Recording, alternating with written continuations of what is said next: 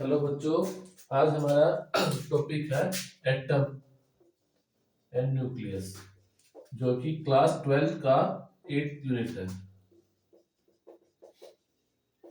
इसके अंदर कितने पार्ट्स हैं? Atom, nucleus, radio activity and nuclear reactions.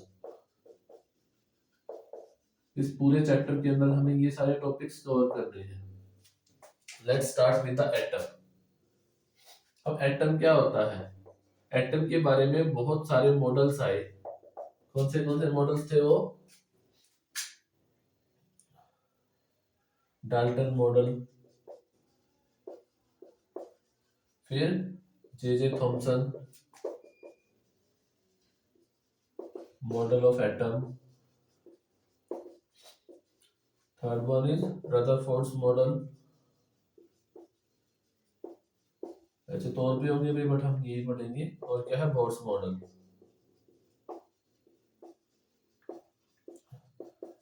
Let's start with the Dalton model of atom. तो जे Dalton थे, इन्होंने क्या किया? इन्होंने पहली थ्योरी दी जो क्या बताती थी? एटम को डिस्क्राइब करने के लिए, मैटर को डिस्क्राइब करने के लिए एक पूरी थ्योरी दी। किसने? डाल्टन ने। इन्होंने क्या बताया कि एलिमेंट हो, सब्सटेंस हो या कुछ भी हो, उसकी सबसे छोटी इकाई क्या है? एटम। हम एटम से नीचे नहीं जा सकते, डाल्टन ने ये बताया। ठीक है भाई। लेकिन अब हमें तो पता है, हम आगे पढ़ चुके कि एटम से छोटा भी होता है। क्या होता है? एटम के अंदर ही इलेक्ट्रॉन, प्रोटॉन, न्यूट्रॉन होते हैं। बट जब ये थ्योरी दी गई तब ये यहीं तक सीमित थी, यहीं तक बताया गया। ठीक है कि एटम सबसे छोटा होता है, इनडिविजिबल होता है, इसको हम छोटा या काट नहीं सकते। ठीक है भाई। तो ये क्या आ गई इसकी ड्रॉबैक। अब किसी भी चीज की ड्रॉबैक आती है तो क्या आता है? कोई दूसरा साइंटिस्ट आता है। जब तक दूसरा साइंटिस्ट नहीं आता है तब तक वही थ्योरी चलती है। तो पहले यही थ्योरी चली। उसके बाद कौन आए? J Thomson. इन्होंने क्या बोला कि जो पूरा मैटर है, जो एटम है, वो कैसा होता है? तरबूज के जैसा। और इस मॉडल को क्या नाम दिया गया? Plum pudding model.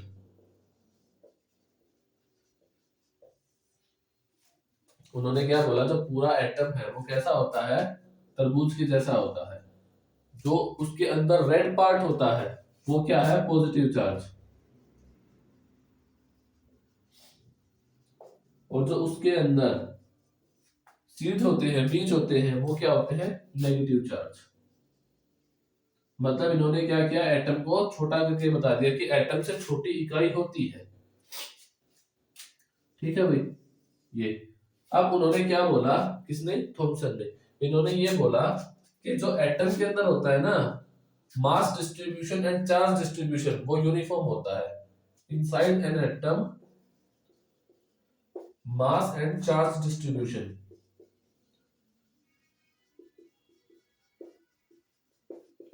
Is highly uniform.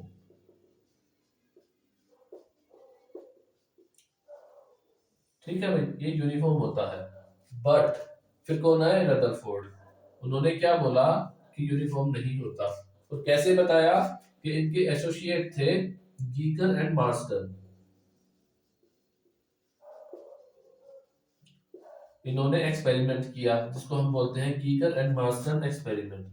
और इस एक्सपेरिमेंट के बेस पे रदरफोर्ड ने बोला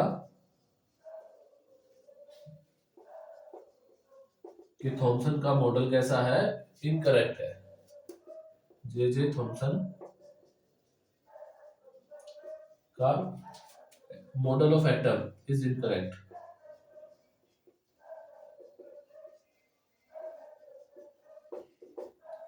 ठीक है भाई। ये क्या नहीं बता सकता था? जो जे थॉमसन का मॉडल था, इसकी लिमिटेशन क्या थी?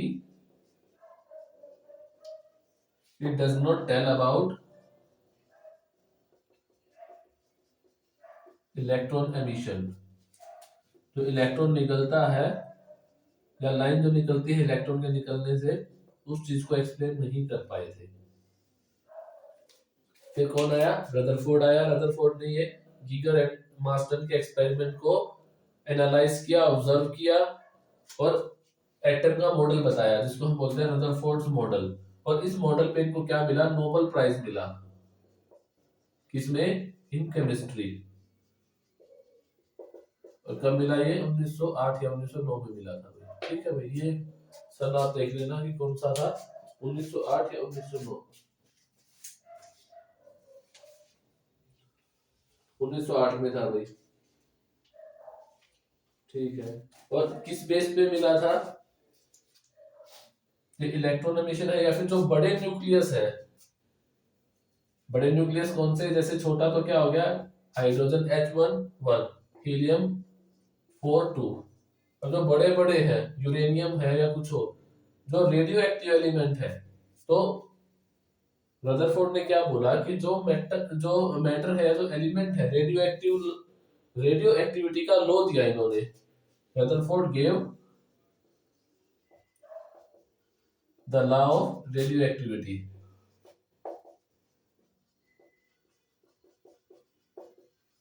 इस बेस पे इनको नोबेल प्राइज मिला था केमिस्ट्री में 1908 में। ठीक है भाई, अब उन्होंने क्या बताया, जैसे थॉमसन ने बोला कि इसके अंदर क्या होता है, mass and charge distribution highly uniform. Uniform होता है किसके अकॉर्डिंग, थॉमसन के अकॉर्डिंग। बट रदरफोर्ड ने बोला कि मास एंड चार्ज डिस्ट्रीब्यूशन कैसा होता है, highly non uniform. Highly non uniform. और ये किसके अकॉर्डिंग है, अकॉर्डिंग टू रदरफोर्ड। और उन्होंने ऐसा क्यों बोला, क्योंकि उन्होंने एक्सपेरिमेंट किया था। और वो एक्सपेरिमेंट का नाम क्या था, गीगर एंड मार्टन एक्सपेरिमेंट। और उस एक्सपेरिमेंट को हम यहाँ पे करके देखते हैं भाई। उन्होंने क्या किया, एक रेडियो एक्टिव मटेरियल लिया जिसमें से अल्फा रेज निकलती है या अल्फा पार्टिकल्स निकलते हैं।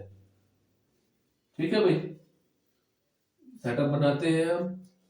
ये एक बॉक्स बना दिया। इस बॉक्स के अंदर उन्होंने क्या रखा, सोर्स। और ये सोर्स किसका है, सोर्स ऑफ अल्फा पार्टिकल। ठीक है भाई, यहाँ पे क्या रख दिया, एक स्लिट लगा दी। और ये किसकी है, लेड की। Lead slit with opening.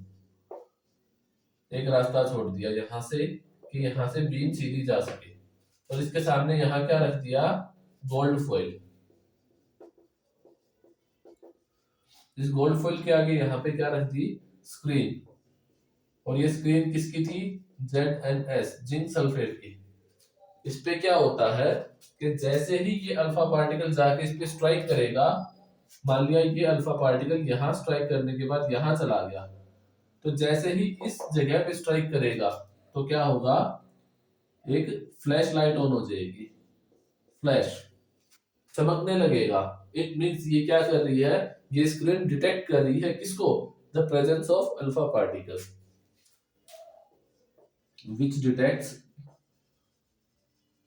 The presence of alpha particle.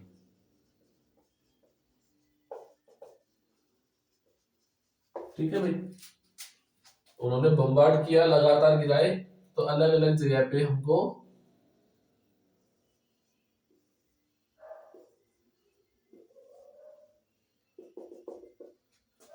Screen पे फ्लैश लाइट ऑन होती हुई दिखी।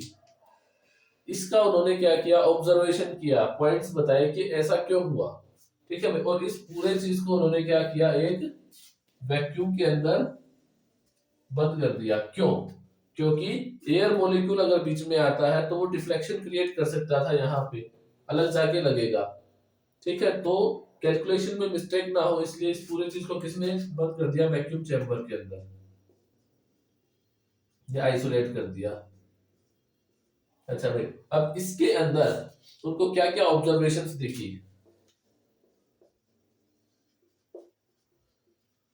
ऑब्जर्वेशन क्या देखी, ये अल्फा पार्टिकल यहां से आ रहा है, इससे स्ट्राइक करके सीधा आगे निकल गया।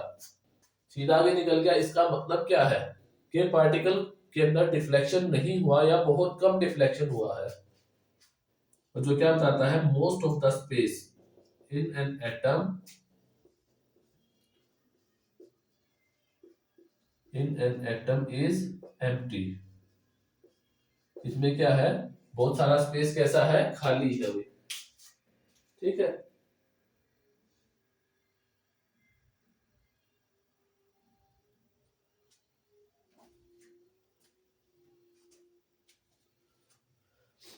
एक सेकंड बस, सॉरी।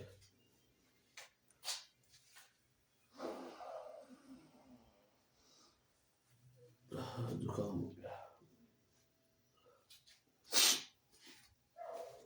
अच्छा भाई, सेकंड पॉइंट क्या था, मोस्ट ऑफ द क्या निकल गए, खाली निकल गए या कम एंगल पे डिफ्लेक्ट हुए। तो जो क्या बताता है कि most of the space is empty. अब क्या हुआ कि कुछ एक पार्टिकल्स अलग अलग एंगल पे जाके स्ट्राइक करते हैं। इट मींस ये क्या कर रहे हैं, अल्फा पार्टिकल को डिफ्लेक्ट कर रहा है, रिपेल कर रहा है। तो most of the positive charge is around a central core cold nucleus, जिसको हमने क्या बोला, न्यूक्लियस बोला। इज इनसाइड, इस अराउंड नहीं है, ये क्या है, इनसाइड है, इसके अंदर होगा। अब अगर ये यहाँ पे हम इसका न्यूक्लियस लेके चले, तो जो लाइट यहाँ से आ रही है वो यहाँ से ऐसे डिफ्लेक्ट हो जाएगी, यहाँ से ऐसे डिफ्लेक्ट होगी लार्ज एंगल से।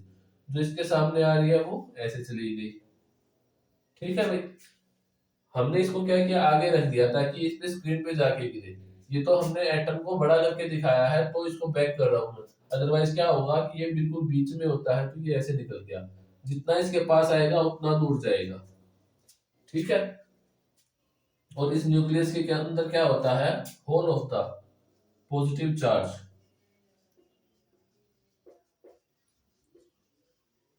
And mass is concentrated, is suppose to be concentrated. माना गया कि सारा का सारा मास और चार्ज कहाँ है, इसके अंदर है।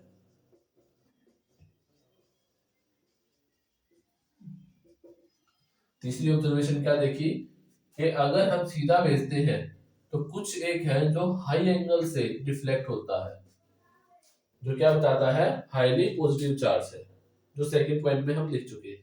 थर्ड क्या है, हमने लगातार गन से इसको बरसाया, किसको, अल्फा पार्टिकल को। 8000 में से एक पार्टिकल ऐसा था जो रिट्रेस कर गया। इसका मतलब क्या है, ये पॉजिटिव है, फिर से यही चीज आती है कि सारा का सारा पॉजिटिव चार्ज कहाँ है, इसके न्यूक्लियस में है। तो थर्ड पॉइंट हम क्या लिखेंगे, इन 1 out of 8000 particles is retraced its path। और जो क्या बताता है, led to the discovery of size of atom और न्यूक्लियस, जो एटम के साइज और न्यूक्लियस के साइज को डिस्कवर करता है। ठीक है भाई, ये पॉइंट्स थे।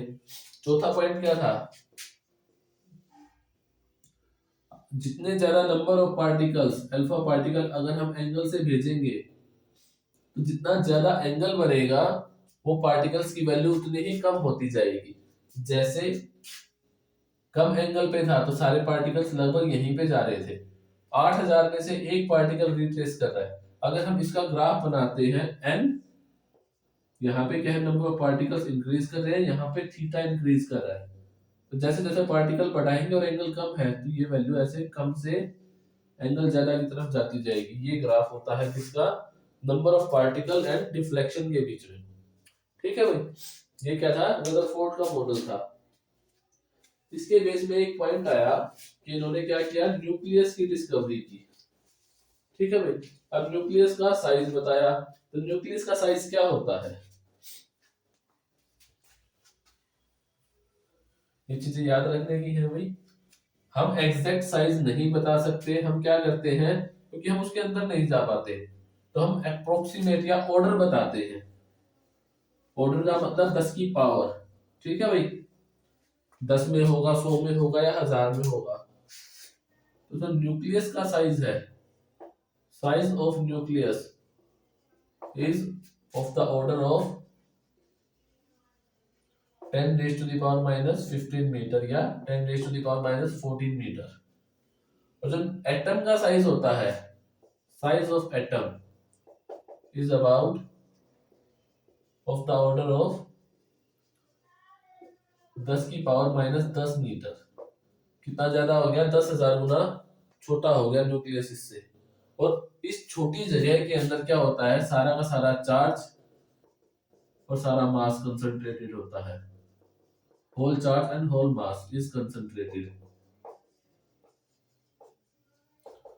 अब इतनी छोटी जगह के अंदर अगर सारा चार्ज और सारा मास कंसंट्रेटेड होगा तो क्या हो जाएगा, उसकी डेंसिटी ज्यादा हो जाएगी। और इस डेंसिटी को हम क्या बोलते हैं? Nuclear density. ठीक है भाई। अब न्यूक्लियर डेंसिटी निकालने से पहले डेंसिटी वर्ड आ गया, तो डेंसिटी किसके लिए यूज होती है? मास पर यूनिट वॉल्यूम।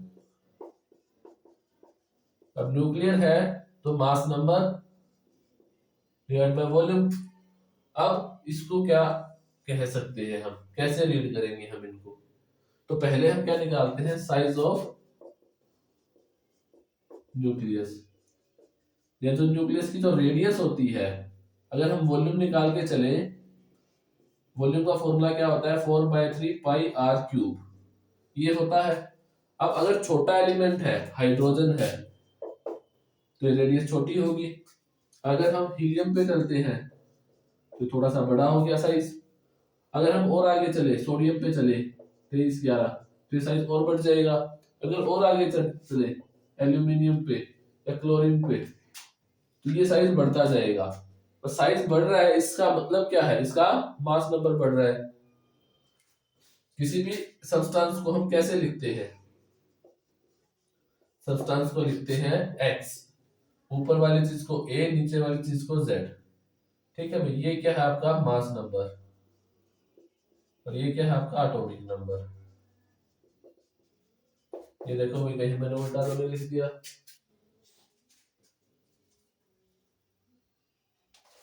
ना भी सही है। ठीक है, इसको ऐसा लिखते हैं। अब जैसे जैसे ए बढ़ेगा, मतलब मास बढ़ेगा, साइज बढ़ेगा, साइज बढ़ेगा मीन्स रेडियस बढ़ेगी। ठीक है, तो हमने क्या बोला कि जो वॉल्यूम है वो किसके डायरेक्टली प्रोपोर्शनल है? ए के। साइज बढ़ेगा, ये मास नंबर बढ़ेगा, तभी तो वॉल्यूम बढ़ेगा। अगर हम यहां से इस आर की वैल्यू निकालें तो क्या आ जाएगा?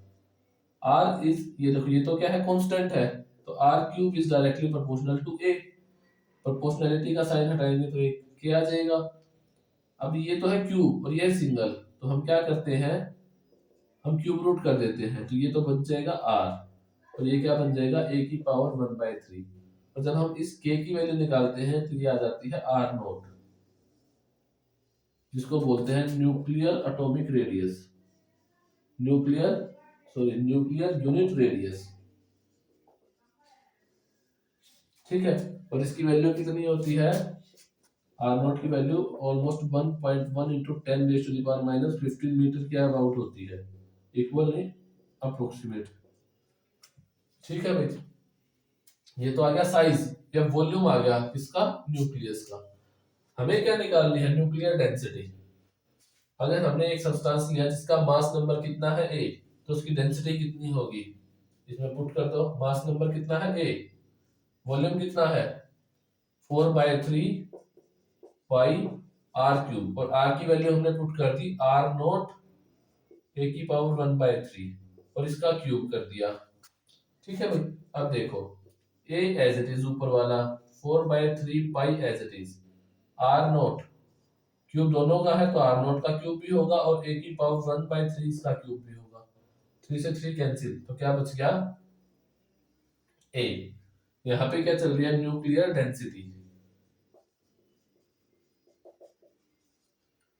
अब देखो, ये ए से ये ए कैंसिल हो गया, तो जो न्यूक्लियर डेंसिटी है वो क्या करती है? ए पे डिपेंड ही नहीं करती। मींस आपका जो एटम है, चाहे वो हाइड्रोजन हो चाहे वो लास्ट का एटम हो, उसके ए पे डिपेंड नहीं करती। कॉम्पैक्टनेस पे किस पे डिपेंड करती है?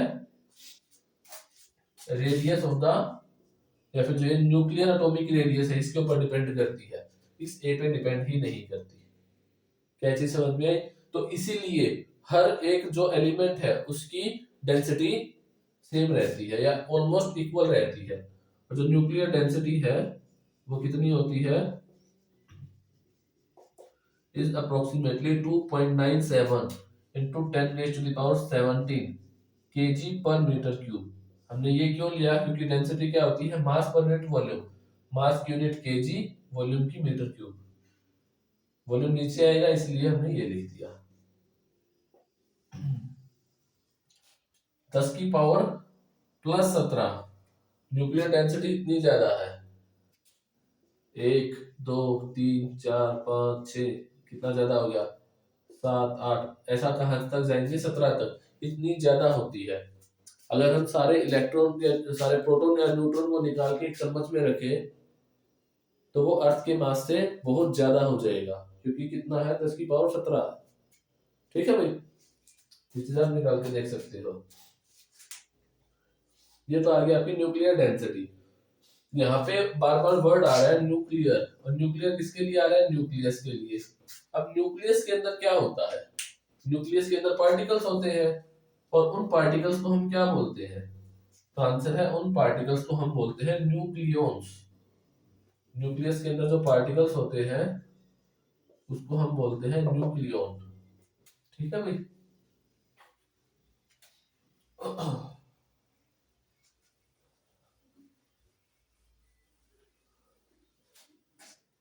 particles inside the nucleus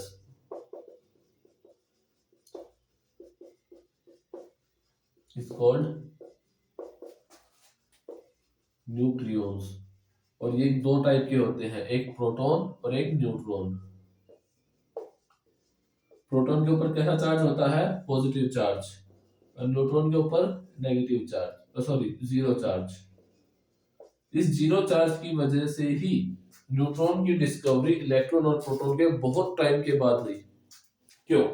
क्योंकि इसके ऊपर चार्ज तो है नहीं, तो ना तो ये इलेक्ट्रिक फील्ड से डिफ्लेक्ट होता है, ना ही ये मैग्नेटिक फील्ड से डिफ्लेक्ट होता है। ठीक है, और यही रीजन है कि इसके ऊपर चार्ज नहीं होता है, तो न्यूट्रॉन की जो पेनेट्रेटिंग पावर होती है, पेनेट्रेटिंग पावर ये क्या होती है, सबसे ज्यादा होती है। क्यों? क्योंकि अगर ये किसी न्यूक्लियस की तरफ जा रहा है तो ना तो उसको उसका चार्ज रोक सकता है, ना उसका मास रोक सकता है, सीधा जाएगा अंदर तक। हम इसको कैसे रोक सकते हैं, तो आंसर है न्यूट्रॉन को रोकने के लिए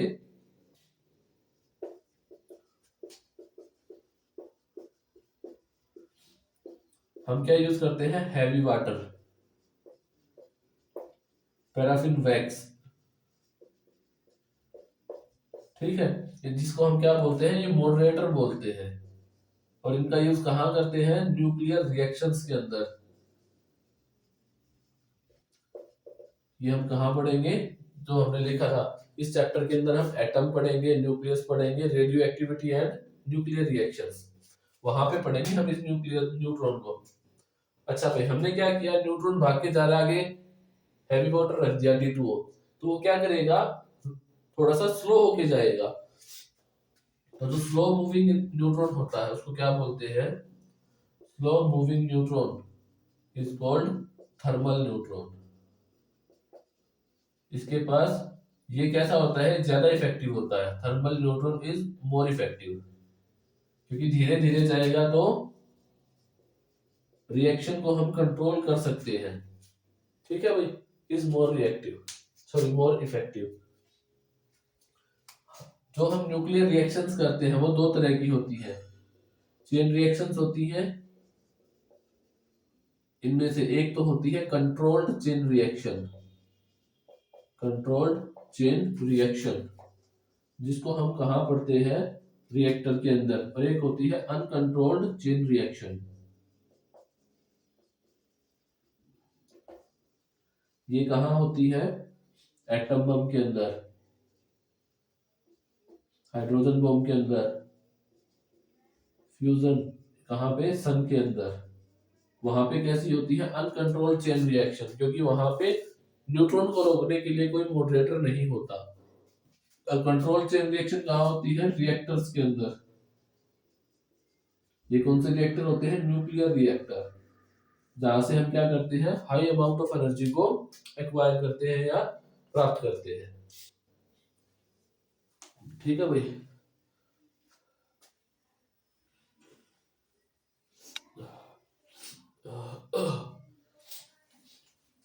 ये तो आ गया। ये क्या है, न्यूक्लियस के अंदर जो पार्टिकल्स होते हैं उनको न्यूक्लियन बोलते हैं। अब ये न्यूक्लियंस करते क्या है कि न्यूक्लियंस एक दूसरे के ऊपर फोर्स लगाते हैं, जिसको हम बोलते हैं न्यूक्लियर फोर्स। ठीक है भाई। Nucleons apply force on each other.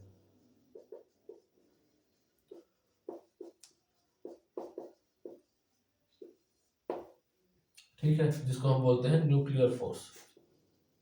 और ये न्यूक्लियर फोर्स क्या होता है, स्ट्रोंगेस्ट फोर्स होता है in nature. Strongest force in nature.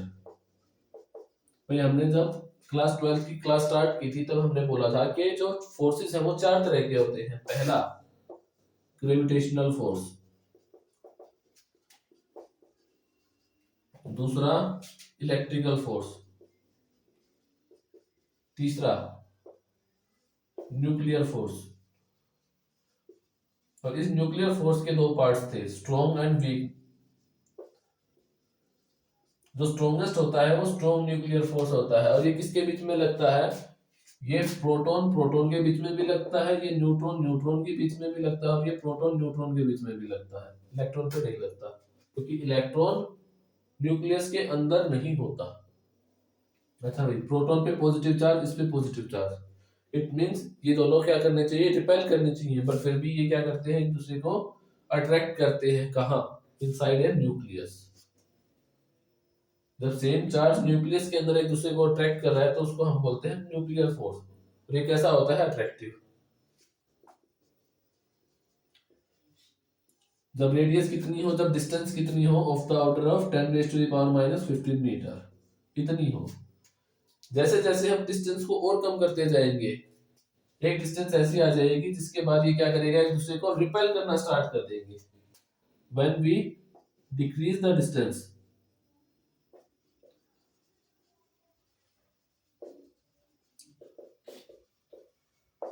these nucleons repel each other।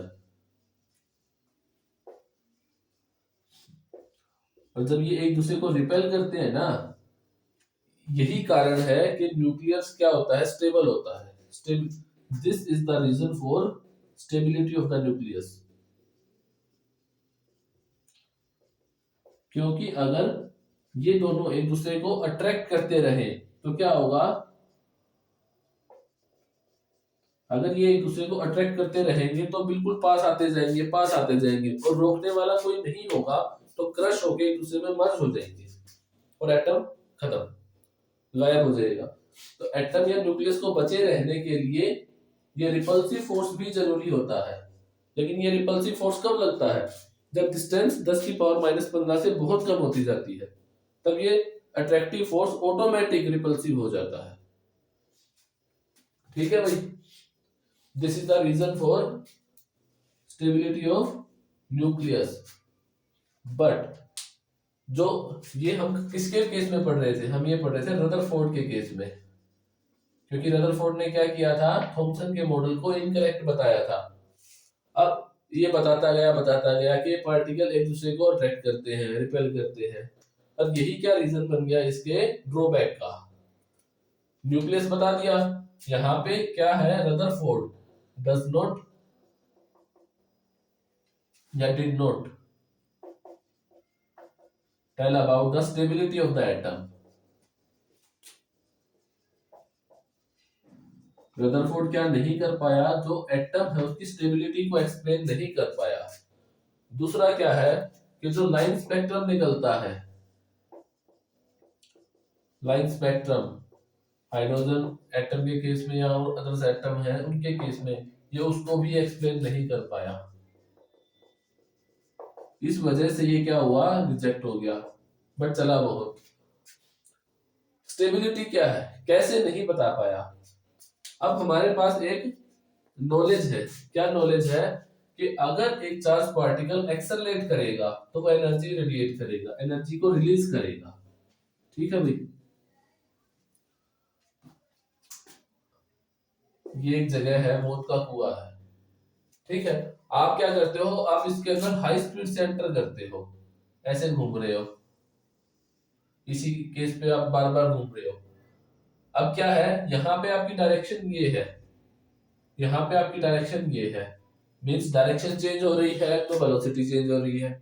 अगर वेलोसिटी चेंज हो रही है तो एक्सेलरेशन हो रहा है। इट मींस के है, क्या है ये, एक एक्सेलरेटेड मोशन है।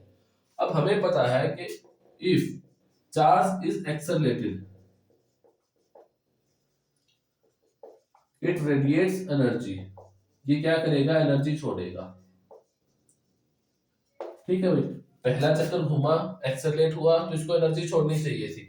अब जिस एनर्जी से ये एंटर किया, एनर्जी छोड़ दी, तो इसकी एनर्जी अगली बार क्या होगी, थोड़ी कम हो जाएगी। तो ये क्या करेगा, इसी सर्कल पे दोबारा न घूम के ये यहां से एक छोटा सर्कल बनाएगा। अगेन डायरेक्शन चेंज हो रही है, फिर से एक्सेलरेटेड मोशन है, फिर से एनर्जी छोड़ेगा, तो ये ऐसा स्पाइरल पाथ कवर करके जो ये न्यूक्लियस था, इस न्यूक्लियस में गिर जाना चाहिए था, एज पर आवर नॉलेज, हमारी नॉलेज के हिसाब से। बट ये इलेक्ट्रॉन इसके चारों तरफ घूमता रहता है। रदरफोर्ड ने ये पोस्टुलेट बताया था, ये चीज बताई थी कि जो न्यूक्लियस है, इलेक्ट्रॉन इसके चारों तरफ लगातार एक्सेलरेटेड मोशन में घूम रहा है। तो जो एक्सेलरेटेड मोशन में घूम रहा है तो ये एनर्जी रेडिएट करेगा, बट वो ये नहीं बता पाया कि स्टेबल कैसे है। समझ रहे हो, this is the drawback of Rutherford's model. बाद में इसको किसने बताया, बोर ने बताया, वो हम बाद में पढ़ेंगे। इसको हम किसमें पढ़ेंगे, बोर्स मॉडल ऑफ एटम में। ये आप केमिस्ट्री में पढ़ भी चुके होंगे, ठीक है भाई। एक सेकेंड,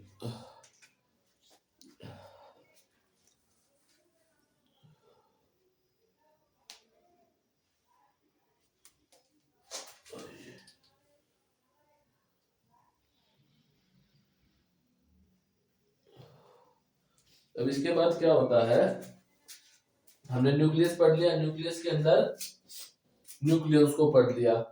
अब क्या होता है कि अगर हम सभी न्यूक्लियस का मास जोड़े और पूरे एटम का मास जोड़े तो बराबर नहीं आता। जैसे अगर हमारे पास दो न्यूक्लियन है, दो न्यूक्लियन, एक प्रोटॉन है, एक इलेक्ट्रॉन, सॉरी एक न्यूट्रॉन है, ठीक है भाई। हम इसका एग्जैक्ट मास नहीं लेके चल रहे हैं, हमने बोला इसका मास कितना है, 2 kg, इसका मास कितना है, 4 kg, क्योंकि ये भारी होता है, ठीक है भाई। इसको जोड़े, एटम के अंदर है ये, न्यूक्लियस के अंदर, तो इसका मास कितना आना चाहिए था, 6 kg, क्योंकि दोनों को जोड़ दिया।